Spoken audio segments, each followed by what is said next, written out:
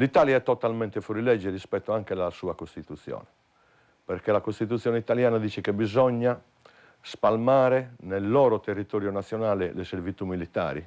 Io penso che meritano di essere portati alla Corte di Ginevra, perché applicando loro stessi la loro Costituzione, al massimo avremo 1800 ettari di servitù militari, anche se nel nostro principio di una esistenza libera non vorremmo e arriveremo il giorno dove noi non avremo manco un metro del suolo di Sardegna oltraggiato da queste servitù.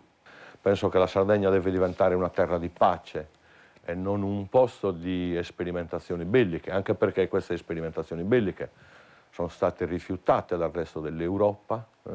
Questo viene definito il poligono, dove stanno morendo più sardi in tempo di pace che italiani in tempo di guerra.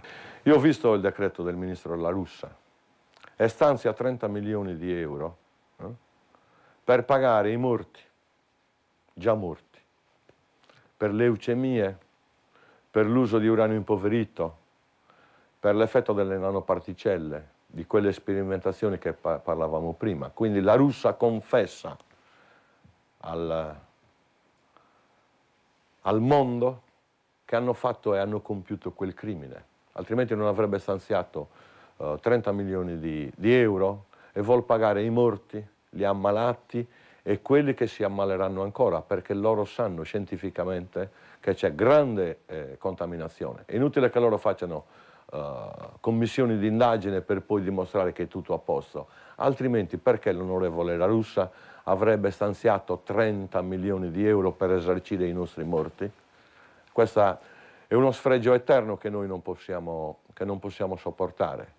Nonostante tutto questo, che è chiaro e alla luce del sole, questa classe politica prende dei provvedimenti indecenti e quindi la questione delle servitù militari è una simbologia molto alta di occupazione militare, di oppressione, di oltraggio alle popolazioni e secondo noi deve finire. Basterebbe un quadrato di 4 km per 6 di solare termodinamico, quello che Rubbia stava sperimentando in Sardegna e che però è stato mandato via, è stato costretto ad emigrare in Spagna. Noi vogliamo rilanciare quel progetto e bastano, le ripeto, 4 km per 6 per arrivare all'autonomia energetica di tutta l'isola e quindi proporremo, sostituiamo la base militare con sviluppo ambientale.